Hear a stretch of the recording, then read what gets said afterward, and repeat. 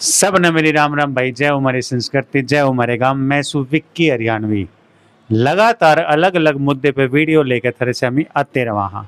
आज पहुंचे हैं डाबोदा खुर्द गांव में और यहाँ पे ग्राम भारती मिडिल स्कूल है और उनके प्रिंसिपल जो हैं गुरचरण सिंह जी हमारे साथ हैं। नमस्कार सर। नमस्कार जी। आपका बहुत बहुत स्वागत है हमारे चैनल पे। Thank you very much. आपका भी स्वागत है गांव डबोदा खुर्द में भी और ग्राम भारती विद्यालय में भी।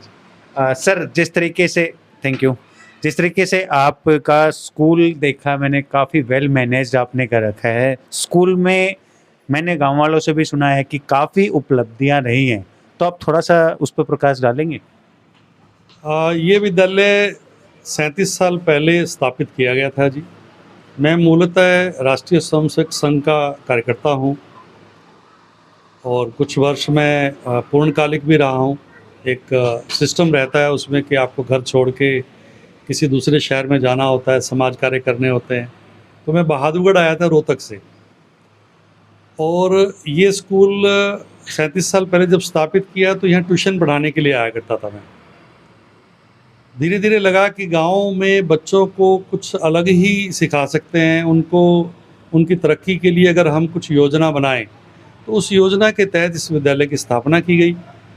ग्राम भारती यानी गांव की माँ, ये नाम रखा गया। रिकॉग्निशन ली गई। स्कूल को एक कमेटी के द्वारा संचालित किया जाता है, जिसका मैं जनरल सेक्रेटरी हूँ। मैं इसका संचालन करता हूँ जी। और इस स्कूल को लगभग 37 साल में 550 बच्चों का एक बहुत ही सक्सेस रेट मिला है। 550 बच्चे थोड़े नहीं होते, और 550 बच्चों में से कुछ बच्चे बैंक मैनेजर हैं, कुछ बच्चे आईआईटी में जा रहे हैं, कुछ बच्चे लगभग 100 से ज़्यादा तो बीटेक बच्चे हैं यहाँ से, जो मल्टीनेशनल कंपनीज़ में काम करते हैं। कुछ बच्चे विदेशों में भी लोग जॉब करने के लिए जा रहे हैं। मोहित देसवाल एक दुलेडा का बच्चा है, वो एमडी डॉक्टर रशिया में बन रहा है आज। उनका बड़ा भाई नीरज है, वो कनाडा के अंदर मैकेनिकल इंजीनियरिंग में पीएचडी कर चुका है, वहाँ जॉब कर रहे हैं। जयदीप है, वो चार्टर्ड अकाउंटेंट है। रमेश जी का लड़का, दोनों लड़के उनके bank manager, direct bank manager भर्ती हुए हैं। विजय कुमार है, राम कुमार जी का लड़का, कमले जी का पोता बोलते हैं उसे, वो एक बहुत बड़ी मल्टीनेशनल कंपनी, जर्मन की कंपनी, उसमें एक बहुत बड़ा पद पे बैठा हुआ है। लगभग हर वर्ष 2-4 बच्चों की खुशखबरियाँ हमें मिलती हैं। यही ध्येय था। धन कमाना इस स्कूल का ध्येय रहा ही नहीं, कोई धन की लालसा नहीं रहती। केवल और केवल ये है कि यहाँ से हर साल आशीर्वाद मिले, यहाँ के बुजुर्गों का सिर पे हाथ मिले, और वो हमें कहें कि फलो फूलो और आगे बढ़ो। क्या गुरु मंत्र रहता है बच्चों के लिए स्पेशल अपनी तरफ से?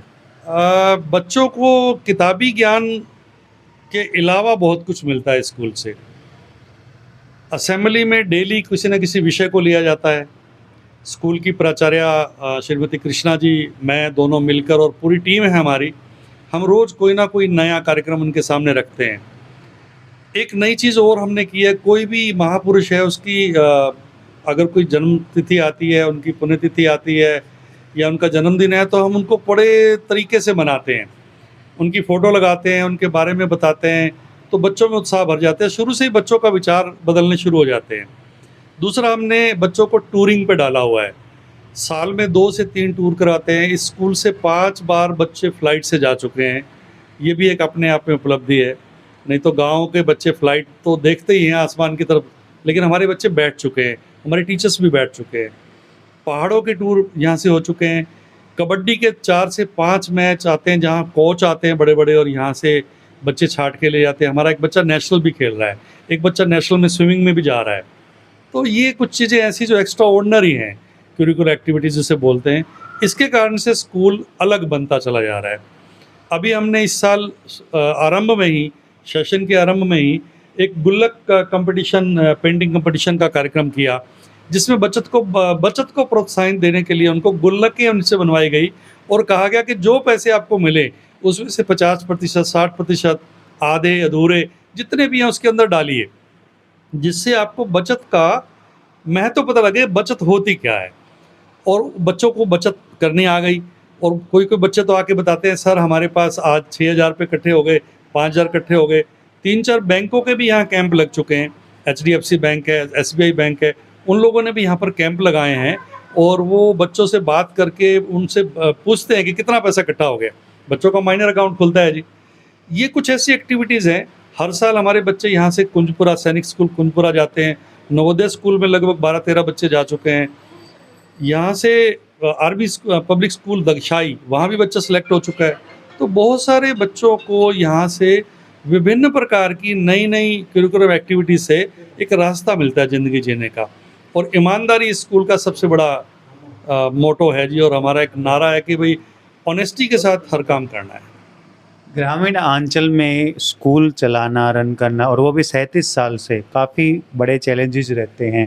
तो किस तरीके से खुद को मोटिवेट करते हो इन सब चीज़ों से लड़ने के? बड़ा अच्छा प्रश्न पूछा आपने और ये सच्चाई है। कई बार मैं बड़ा उदास भी हो जाता हूँ क्योंकि ग्रामीण स्वभाव सख्त स्वभाव होता है, लेकिन उसमें सच्चाई भी होती है। बहुत सारा योजना को दिमाग में लेकर काम करने पड़ते हैं। दो ध्येय हमेशा रखे हुए हैं कि बच्चों को कम फीस पर पढ़ाना है। आप विश्वास करेंगे स्कूल की फ़ीस 1000 रुपये से शुरू होती है मात्र। और कोई एक ज़माना था, आज से 30 साल पहले 50 रुपये से शुरू किया था हमने, यानी फ़ीस 50 रुपये पर मंथ के हिसाब से।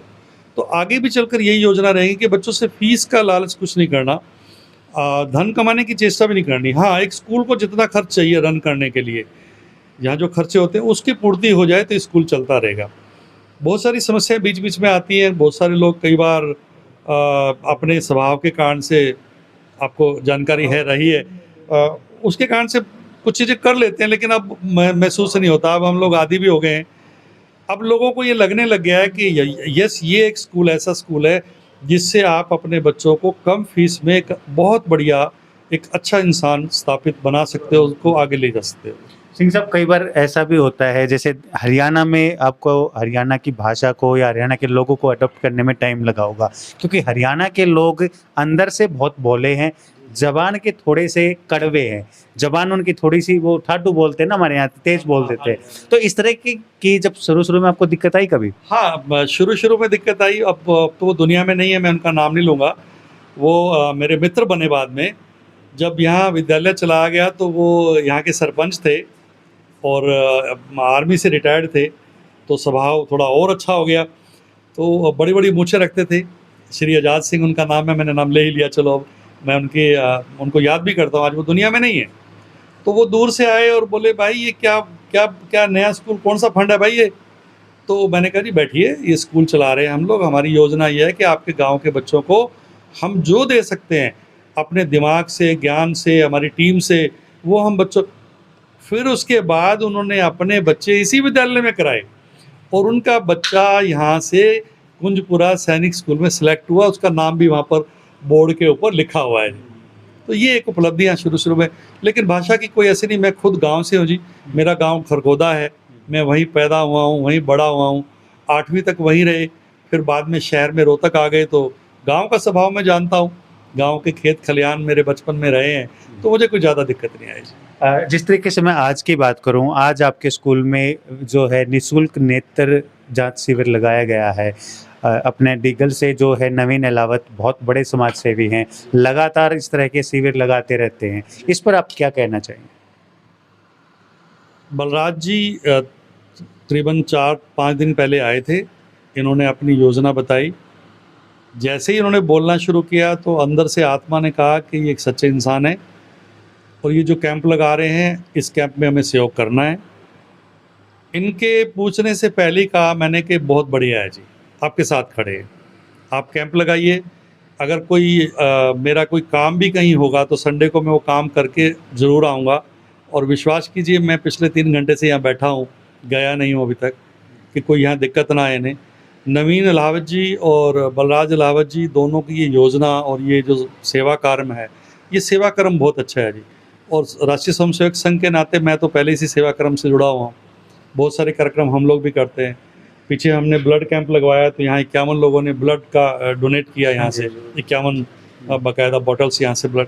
तो ऐसे बलराज जी को मैंने प्रॉमिस कर दिया कि ऐसे कैंप्स के लिए कभी भी आपको विद्यालय की आवश्यकता पड़े, मेरे समय की आवश्यकता पड़े, किसी और साधन की आवश्यकता है, तो मैं आपके साथ खड़ा हूँ। मैं इनका धन्यवाद भी करता हूँ कि आप एक सच्चे एक मन से और बड़े सादगी से, मैं देखता हूँ भाई साहब आगे जा रहे हैं, पीछे जा रहे हैं, कोई किसी को परेशानी ना हो, कोई पेशेंट कोई दिक्कत तो नहीं है, खुद जाके पर्ची बनवा रहे हैं। तो इनका बहुत तहे दिल से शुक्रिया, इन्होंने ये कार्यक्रम किया। आगे भी इनकी सहायता के लिए कभी भी हमें कहेंगे, हम खड़े मिलेंगे जी। बहुत बहुत धन्यवाद सिंह साहब, आपसे फिर मिलेंगे, फिर मुलाकात होगी, बहुत अच्छा रहा। तो लास्ट में हमारे दर्शकों को आप क्या संदेश देना चाहेंगे? मेरा निजी मानना है कि हम अपने बच्चों को अपना मित्र बनाएं, पेरेंट्स नहीं बने। माता पिता हम हैं, एक सामाजिक हम बायोलॉजिकल उनके माँ बाप हैं, पर उन्हें हम मित्र बनाएं। सप्ताह में 2-4 घंटे निकालें, पत्नी को साथ बिठाएं, बच्चों को बिठाएं और उनसे पूछें, बेटा देश के लिए क्या कर सकते हैं, समाज के लिए क्या कर सकते हैं। और उनको जो चाहिए, उन्हें पैसा नहीं चाहिए, बच्चों को उन्हें प्यार चाहिए, समय चाहिए। अब जिस बच्चे ने किताब में शेर देखा है और एक चिड़ियाघर में जिस बच्चे ने शेर देखा है, दोनों में फ़र्क मिलेगा जी।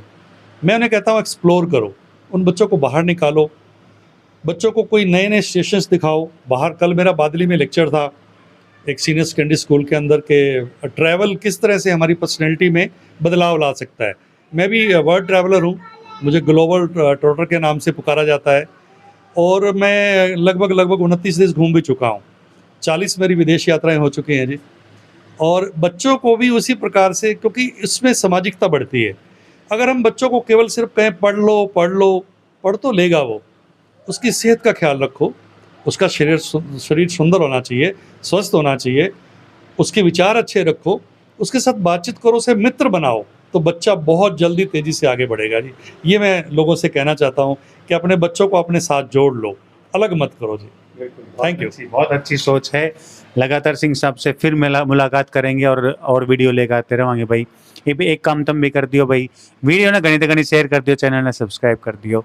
सब ने मेरी राम ना भाई, सब ने मेरा।